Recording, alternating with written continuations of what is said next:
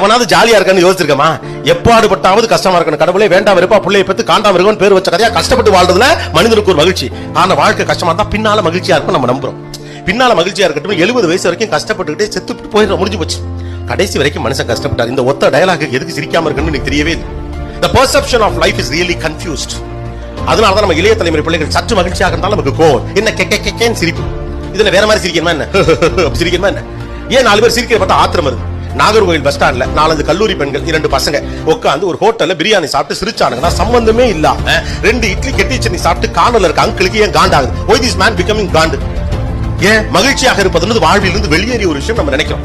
ரெண்டாவது எனக்கு அது கிடைக்கலன்னு நினைக்கிறோம். இந்த காலத்துல இளைஞர்கள் எவ்வளவு மோசமாக இருக்கிறார்கள், எப்படி வழிநடத்துவது, இதெல்லாம் சொல்றது யாருன்னு யோசிச்சு பாருங்களேன். காலேஜ் கல்ச்சரல்ஸ்ல பக்கத்து காலேஜ் பிள்ளைய கையை பிடிச்சிருந்து கன்னியாகுமரிக்கு நாகர்கோவிலுக்கு சண்டை வரதுக்கு காரணமான இந்த கேரக்டர் தான் இந்த கேள்வியை கேட்கும். முதல்ல வாழ்வியுடைய முதல் நோக்கம் என்னன்னு புரிஞ்சுக்கங்க. ஜெயிக்கிறது, கொண்டாடுவது, பெரிதாக சாதிப்பது, 10th 494 மார்க் எடுப்பது, 12th 1185 பேர் இருக்கிறது, 150 ஓன் ஓட்டு பொண்ணை கட்டுறது, பெரிய டாக்டர் வீட்டுல வாக்கப்படுறது, எல்லாத்தையும் பணக்கார பொண்ணா பார்த்து கல்யாணம் பண்ணி போறது, எல்லாத்தையும் விட மிக முக்கியமானது வாழ்தலின் அடிப்படை நோக்கம் வாழ்வதுதான். The very purpose of life is living. வாழ்வதுதான் வாழ்வுடைய முதல் நோக்கம்.